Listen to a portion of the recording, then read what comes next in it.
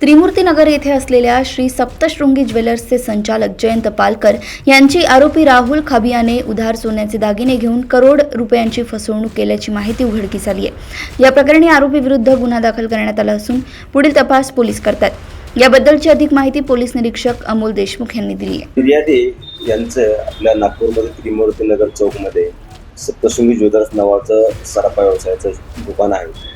त्या दुकानामध्ये त्यांनी ज्यावेळेस दुकानाचं ओपनिंग केलं त्यावेळेस एक इसम राहुल खाबिया जैन त्या ठिकाणी आला होता। सुरुवातीला त्या ठिकाणी त्यांनी काही सोन्याची खरेदी केली। त्याच्यानंतर तो वारंवार त्या दुकानामध्ये जाऊन काही ना काही सोन्याची खरेदी करत होता। त्यावेळेस त्या सराफा व्यावसायिकाने त्याला सोने खरेदीबद्दल विचारलं तर त्यांनी सांगितलं की त्याची एक साई ॲग्रीम नावाची एक क्रेन ट्रेडिंग कंपनी आहे।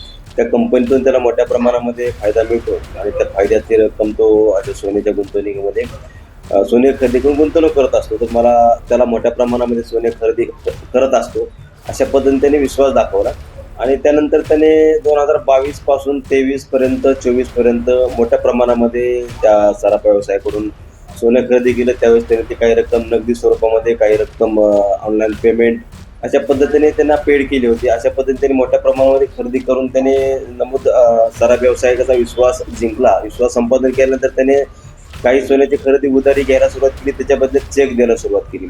अशा पद्धतीने सुरुवातीला विश्वास संपादन करून नंतर त्याने जवळजवळ 2 करोड 30 लाख रुपये सोनं खरेदी केली। त्या सोन्याच्या बदल्यामध्ये त्यांनी चेक सराफा व्यावसायिकाला दिले होते। त्यावेळेस चेकची डेट आणि चेक सराफा व्यावसायिकाने अशा बँकेमध्ये वटवण्यासाठी पाठवले असता यातील आरोपीने ते चेक स्टॉप पेमेंट करून त्याला पैसे मिळण्यापासून परावृत्त केले। त्यावेळी त्यांनी विचारपूस केली, त्यांनी टाळाटाळ केली आणि त्यांना त्याची रक्कम देण्यास अशा पद्धतीने नकारात देऊन त्यांची फसवणूक केली। परंतु ज्यावेळेस या फिर्यादीने यांनी वेगवेगळ्या ठिकाणी चौकशी केली तर त्याला अनेक ठिकाणी लक्षात आलं की नागपूरमधील वेगवेगळे सराफा व्यावसायिक आहेत, त्यांच्यासोबत सुद्धा या आरोपीने अशाच पद्धतीने त्यांचा विश्वास संपादन करून सुरुवातीला मोठ्या प्रमाणामध्ये सोने खरेदी करणे, त्यानंतर सोने उधारीवर घ्यायला सुरुवात करून त्याच्याबद्दल चेक देणे आणि त्या चेकचं पेमेंट स्टॉप करणे अशी त्याची एक काम करण्याची पद्धत त्यांच्या लक्षात आली।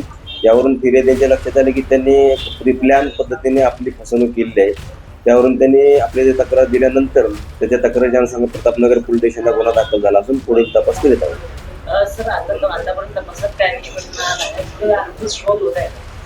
आरोपीचा अजून शोध लागलेला नाही, आपल्याला आरोपीचा शोध घेत आहोत। परंतु आतापर्यंत प्राप्त तपासामध्ये त्याने वेगवेगळ्या पद्धतीने अशा आणखी 2-3 लोकांच्या सराफा व्यावसायिकांना फसवणूक केल्याच्या तपासामध्ये दिसून आलेला आहे।